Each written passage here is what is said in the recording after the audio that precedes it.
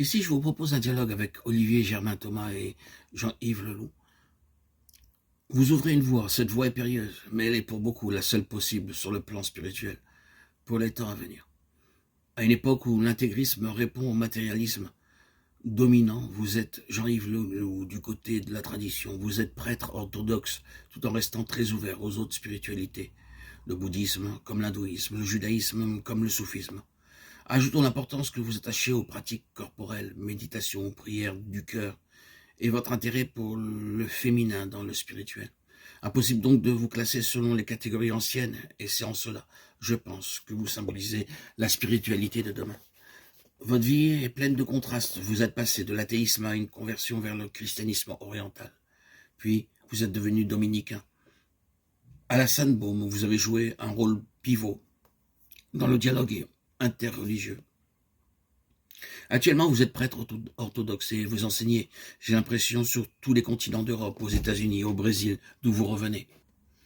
Et nous vous saisissons entre deux avions. On peut même vous rencontrer au désert. J'ai d'ailleurs eu cette chance de marcher dans les dunes du sud marocain avec vous. Alors on sait, la poésie nous l'a dit, l'homme est le fils de l'enfant. Ce qui s'épanouit en vous est le rôle de plus en plus important que vous jouez aujourd'hui dans le renouveau spirituel. J'imagine que certains indices, quand même, de ce que vous alliez devenir, devaient se trouver dans votre enfance. Dans mon enfance, il y avait l'océan, une sorte de désert en mouvement, avec ses rythmes, ses silences. Et dans un milieu familial assez clos, fermé, ces moments qualifiés d'océaniques étaient pour moi des ouvertures à l'éternel et possibles présents. Vous preniez cela comme un état fusionnel de type poétique, vous sentiez déjà que cela pouvait être religieux ou pas. À 15-16 ans, la poésie était la seule religion possible. La poésie laisse dans la parole des trous de silence, des ouvertures à une autre conscience. Cette aspiration à la vacuité était mêlée à un désespoir assez profond, dû à un sens trop aigu de mes limites et au dérèglement de tous les sens, dont parle Rimbaud. La poésie était aussi une façon de jouer avec ce beau silence qu'on appelle la mort. Le corps, la relation au corps et aux exercices corporels compte beaucoup dans votre démarche actuelle.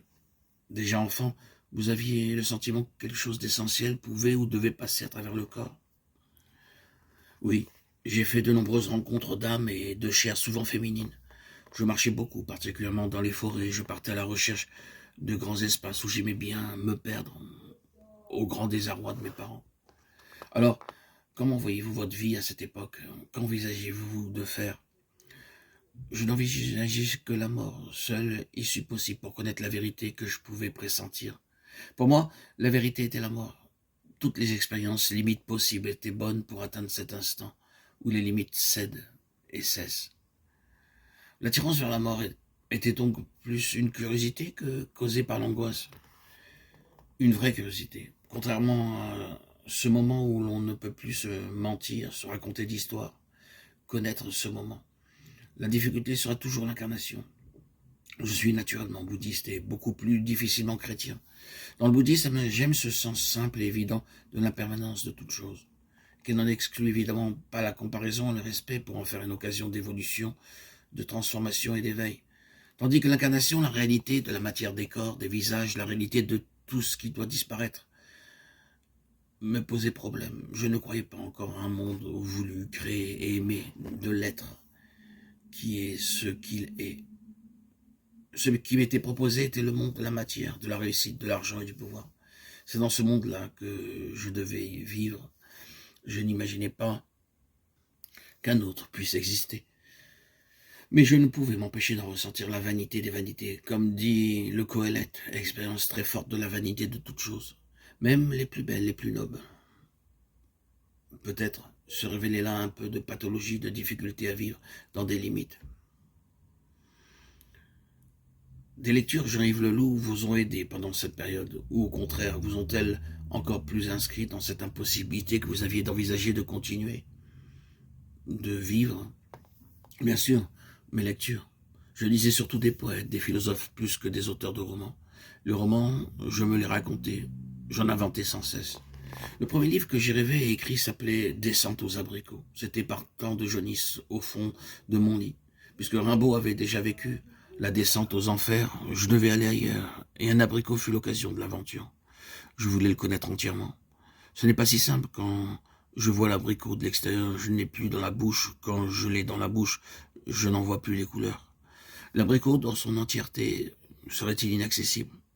Cet abricot était bien sûr une métaphore du monde, de la matière, de notre propre corps.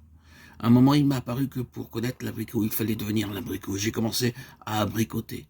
Ce fut très inquiétant pour mon entourage, même si cela allait bien avec mes couleurs de jaunisse. Devenir un abricot pour un enfant prend d'autres dimensions.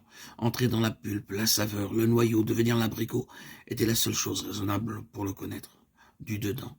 Plus tard, j'ai su qu'il s'agissait d'une forme de connaissance par connaturalité, disait Thomas d'Aquin, devenir une même nature avec ce que l'on connaît. Mais il faudra distinguer les plans, les niveaux d'être pour connaître l'abricot. Il n'est pas nécessaire d'abricoter. Je n'avais pas encore le sens de l'analogie.